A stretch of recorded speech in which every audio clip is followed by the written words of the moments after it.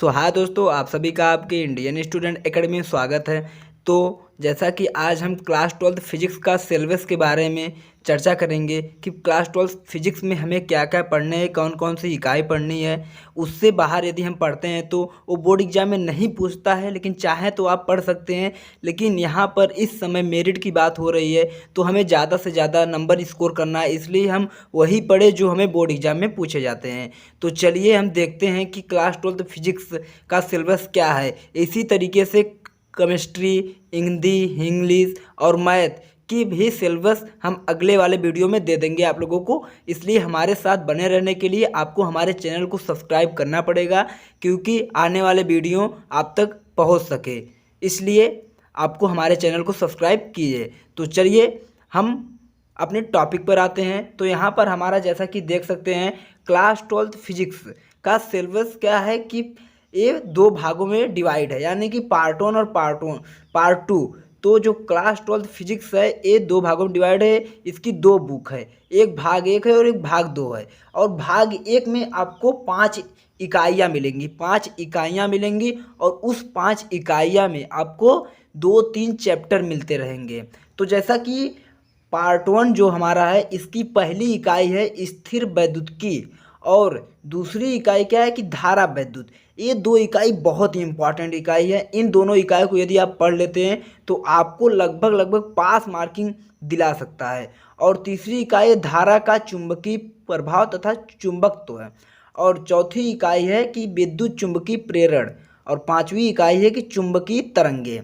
ये है हमारा पार्ट 1 से। पार्ट 1 में सिर्फ 5 इकाइयाँ पढ़नी है। इन 5 इकाइयों में 1-2 चैप्टर मिलेंगे आपको। चलिए और पार्ट 2 में देखते हैं। पार्ट 2 में आपको यहाँ पर देख सकते हैं, पार्ट 2 में ये हमारा पार्ट 2 का है। तो पार्ट 2 में हमारा पहली इकाई है प्रकाशिकी और दूसरी इकाई है द्रव्य और द्वैत प्रकृति और तीसरी इकाई है परमाणु तथा नाभिक और चौथी इकाई है इलेक्ट्रॉनिक युक्तियाँ। आपको बता दें इसमें सबसे ज़्यादा इम्पॉर्टेंट इकाई कौन सी है, आपको ये बात बता दें। यही हमारा एक स्थिर वैद्युतिकी इम्पॉर्टेंट है और एक धारा वैद्युत, ये बहुत इम्पॉर्टेंट है। ये दोनों इकाइयाँ बहुत इम्पॉर्टेंट है ये पार्ट 1 में, क्योंकि स्थिर वैद्युतिकी से लगभग आपको 12 नंबर और धारा वैद्युत से आपको लगभग 8 नंबर मिलते हैं। इन दोनों को मिला दे, इससे ज़्यादा कभी कभी आपके बुक में दिया होगा स्थिर वैद्युतिकी से 8 नंबर ऐसे, लेकिन आपको सही बता दें यहाँ से 12 नंबर के क्वेश्चन बनते हैं और यहाँ से 8 नंबर। 12 नंबर में थ्योरी और प्लस न्यूमेरिकल और प्लस डेरिवेशन तो मोस्ट इम्पॉर्टेंट है। तो इसलिए आपको यहाँ से 12 नंबर और इसमें 8 नंबर। स्थिर वैद्युतिकी में आपको 5 चैप्टर मिल सकते हैं, 4 से 5 चैप्टर मिलेंगे। तो चलिए और इसमें देख सकते हैं सबसे इम्पॉर्टेंट जो हमारा है वो तो है, एक प्रकार समझ लीजिए कि यहाँ पर इलेक्ट्रॉनिक युक्तियाँ, ये एक इम्पॉर्टेंट चैप्टर ये है। और ये द्वैत प्रकृति भी इम्पॉर्टेंट है। ये दोनों चैप्टर बहुत ही इम्पॉर्टेंट चैप्टर है।